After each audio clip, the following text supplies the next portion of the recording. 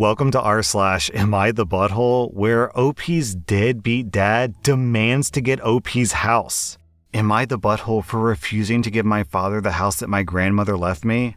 Well, OP, I can tell you before I even read this post, the answer is no, but let's get into it anyways. Some important context. My father left me when I was 10. What? I came home from school one day and he was gone and I was alone. What? What? Okay. OP, now the answer is still no, but now it's been upgraded to like a mega no, a super plus no, an extra strength no, you are not the butthole. But still, let's get into this post anyways. My grandmother eventually took me in, but that moment gave me issues that I'm still working through. My grandmother passed away and was buried a couple of weeks ago. I saw my father for the first time in 14 years at his mother's funeral. After the will was read, we learned that my grandmother had left me her property. My father was furious. Apparently, he feels that he has more rights to her property than I do because she was his mother. He's been harassing me to hand over the property to him and promising that when he dies, I can have it. I don't want to give him the property because if my grandmother wanted him to have it, then she would have put it in her will. My father's been going around telling the family that I stole his mother's property right from under him, and I'm trying to punish him for leaving me. My family's been reaching out to me, telling me that even though my father abandoned me, I shouldn't forget the importance of family loyalty, and how being good to my father, even if he isn't good to me, is what makes a good daughter. I don't think that I'm doing anything wrong, but the comments are beginning to wear me down. Am I the butthole? Oh my god, OP. Oh my god. Your father abandoned a literal 10-year-old child into an empty house? Like, literally an empty house. Was it at least the house that your grandmother also shared with you so that at some point you were going to have dinner that evening? Or did he just expect you to, call the cops as a 10-year-old and be like, hello, police officers? I'm 10 and I've been home alone for like 8 hours and I don't think anyone's coming to get me. Wow, I almost get choked up even reading that stupid pretend conversation to a police officer because the idea of that is just it's just awful. He abandoned a 10-year-old child by herself? And then this douchebag, this piece of human filth, has the absolute audacity to come back and say that he deserves the house that your grandmother left because of, the bond between parent and child is so sacred. Well, douchebag, if the bond between you and your mother is so sacred, then what about the bond between you and your daughter? And what is your family talking about? Oh, it's so important that you show loyalty to your family. But why should you show any loyalty to your father when he showed no loyalty to you? Think about it, OP. You're not disrespecting your father. You had nothing to do with it. Your grandmother is the one who gave you the house. So, if anything, if you give your house to your father, then you would be disrespecting the wishes of your grandmother, who raised you ever since you were abandoned by that same father. OP, please, please, please do not give in to your father's wishes. Your father is a toxic piece of shit, and my suggestion is that you completely cut off all contact with him and anyone who backs him up. OP, you get 0 out of 5 buttholes. Your father gets 5 out of 5 buttholes. Am I the butthole for wanting to sue my husband's sister for losing my $2,000 camera at the beach? I'm a 26-year-old woman, and my 20-year-old sister-in-law moved in with me and my husband weeks ago because of problems with her boyfriend. She isn't planning on going back until he apologizes, even though she broke his Xbox during an argument. I'm a blogger, and I have a small space in our apartment, sort of like my office where I work.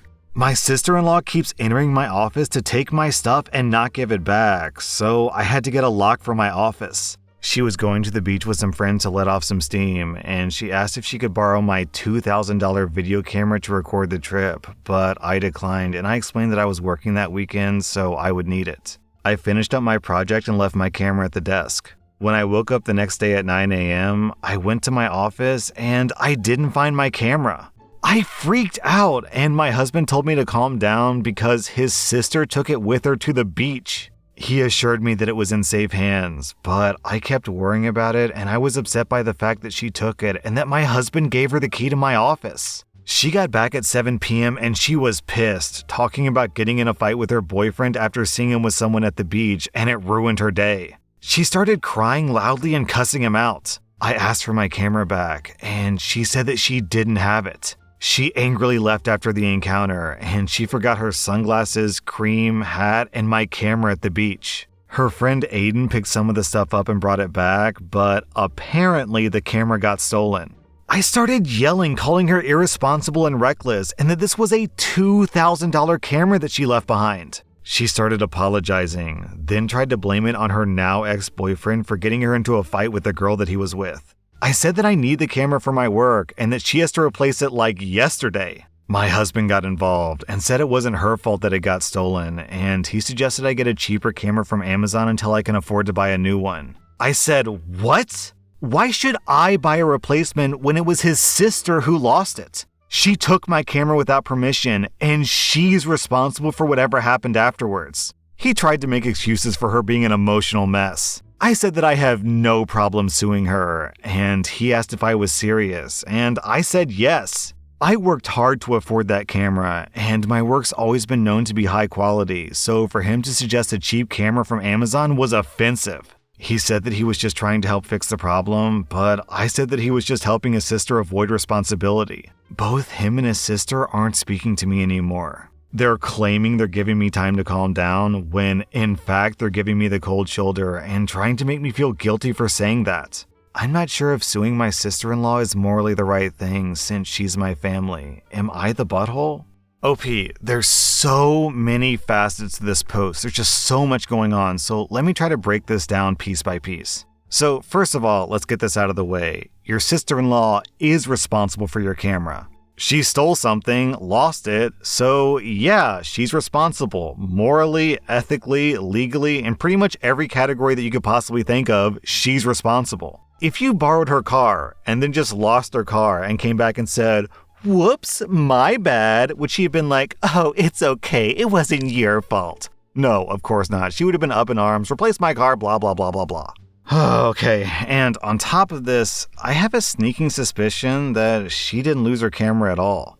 I have to wonder, what are the odds that she goes to a beach for a day off with her friends? And not only is her boyfriend at the exact same beach at that time, but also he's there with a girl, and also they're both in the same spot on the beach. I mean, beaches are typically pretty huge. And this leads to a fight, and she forgets all of her stuff. I don't know, this feels kind of fishy, a little bit too coincidental in my opinion. So I think there's a pretty good chance that she intentionally took your camera, told you that she lost it, that way she can sell it online for like $1,500 or $1,000 because she knows it's a $2,000 camera, and that's basically just a way to make some money. So I think that's actually probably more likely than it is that she just lost the camera. I mean, yeah, maybe she lost the camera, but if I had to bet, I'd say she stole the camera to sell it personally. Okay, so we've gotten through your sister-in-law, but your sister-in-law isn't the big problem in this post, and your camera isn't the big problem in this post. The real core issue here, OP, is that your husband completely doesn't respect you and doesn't have your back. Your husband went behind your back to steal something that you rely on for your business and that you expressly told his sister that she couldn't have. Then, after he gave the camera to his sister, he didn't tell you about it until you found out about it and freaked out. So I have a suspicion that what he was hoping was going to happen here was his sister was going to go to the beach, you just wouldn't notice the camera was gone, and then he would just sneak it back to the office and everything would be perfectly fine then. So then, after your husband completely betrays you and disrespects your property, he has the audacity to take his sister's side when his sister was objectively wrong here. Like, he said that he tried to make excuses for her because she's an emotional mess. Well, if she's an emotional mess, then why did you give her a $2,000 piece of property, huh?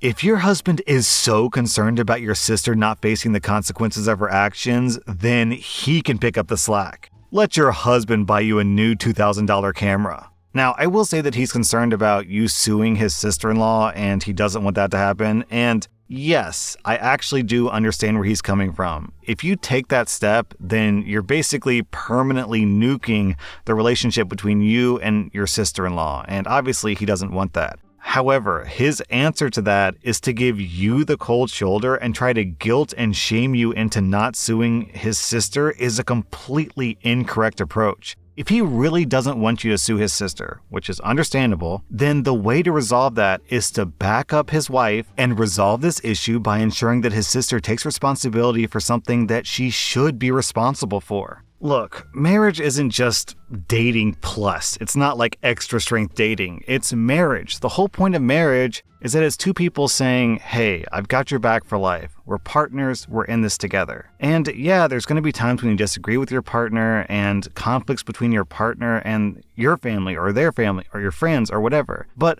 the point of marriage is you're trying to say, look, we're in this together, so let's figure this out together. And it's us against the problem. It's not me versus you. So the fact that your husband is so quick to take his sister's side over your side tells me that I think your brother cares more about his sister than he cares about you.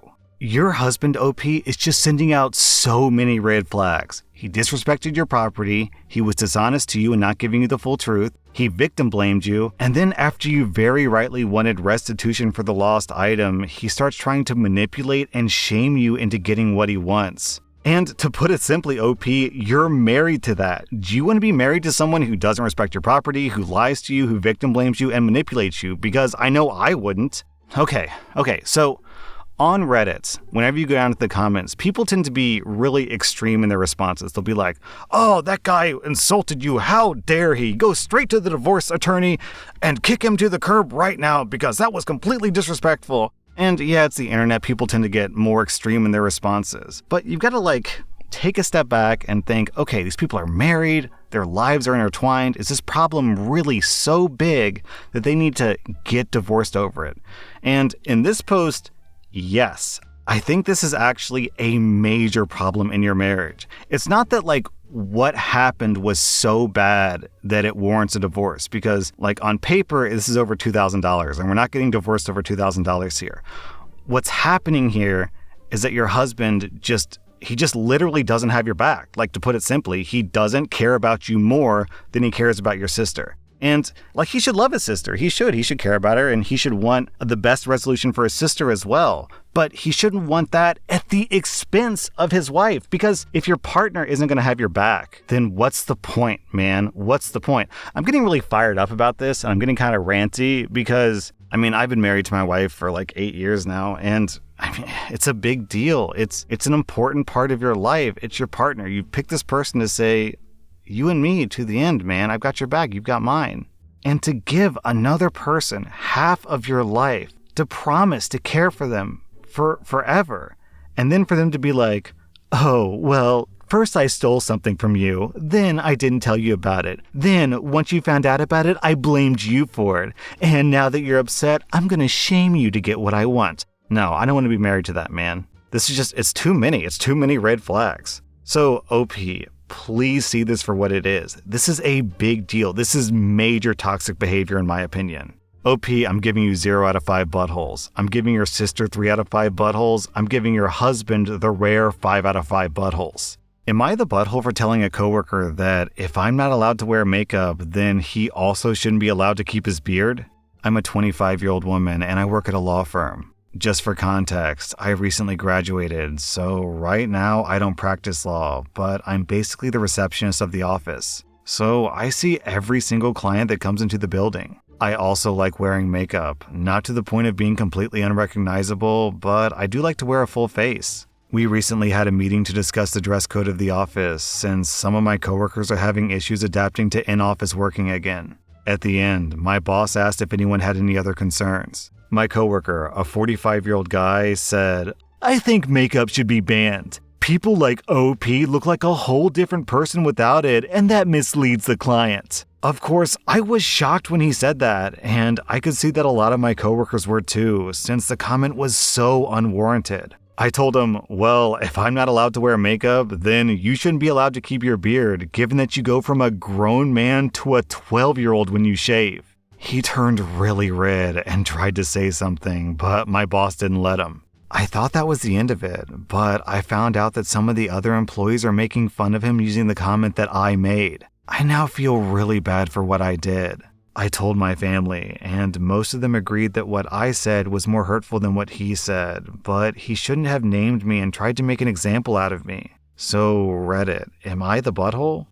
OP, all you really did here was match this guy's energy. He criticized your appearance and called you out specifically, and you responded by criticizing his appearance. So really, this seems perfectly balanced in my opinion. As far as I see it, OP, this guy's just the office misogynist, and you were just defending yourself. Also, I wouldn't worry too much about the other coworkers making fun of him for your comments. Based on my read of the situation, and I'm kind of guessing here, but I have a feeling that this is just kind of like playful male ribbing. If I worked with a guy and he tried to pull something sexist like that and a girl absolutely roasted him for it, then I'd probably tease that guy too. Because like when you do something like that, when you say what he said, then you open yourself up to being roasted, and he got roasted, so he deserves the roast. And what's weird about this is you guys are all lawyers, and I have to imagine that lawyers deal with insults and criticisms and counter arguments all the time. So if he got embarrassed, okay, deal with it, dude. You're a grown man and a lawyer. If you insult a woman and she insults you back, tough, deal with it. OP, you get 0 out of 5 buttholes. Your coworker gets 2 out of 5 buttholes. Yeah. That was rSlash AmITheButthole, and if you like this content, check out my podcast where I publish the exact same episodes. Also, hit that subscribe button because I put out new Reddit videos every single day.